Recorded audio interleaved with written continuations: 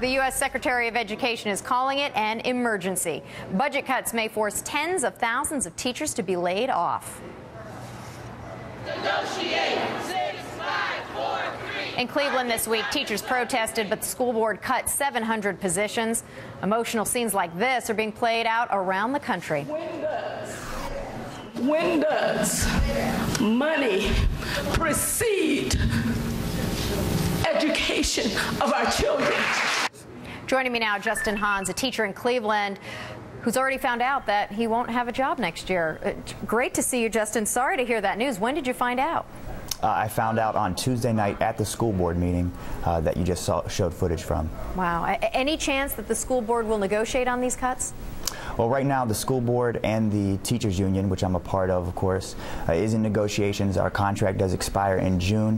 One of the things on the table is a separation plan, which if the district agrees to the union separation plan, not only could it save $15 to $20 million for the district, but would allow teachers to retire with dignity, save money, and then allow teachers such as myself come back into the fold and be reemployed by the district. If the cuts go through, what will this mean from your perspective for the students in terms of class size, extracurricular activities? What are they losing?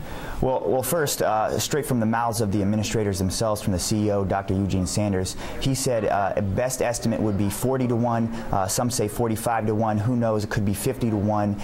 We know in a classroom that size, learning comes second, unfortunately, to survival. Even the best students, and there are many, many very bright students with a lot of potential in Cleveland, they will not be able to do very much in a classroom of that size. From the perspective of a teacher, I can't imagine trying to teach. We already have classroom sizes as large as 30, 35 to 1. With 45 to 1, 50 to 1, right. I'm not really sure what more you can do other than, sadly, to pass out worksheets and hope that the kids cooperate. Right. Another thing, I'm also the head wrestling coach at the school that I teach at, and as soon as my wrestlers found out, they were sad, they were frustrated, they didn't know why this was happening. Many of them, in fact, told me that if I'm not going to be the coach next year, they're not even going to continue wrestling.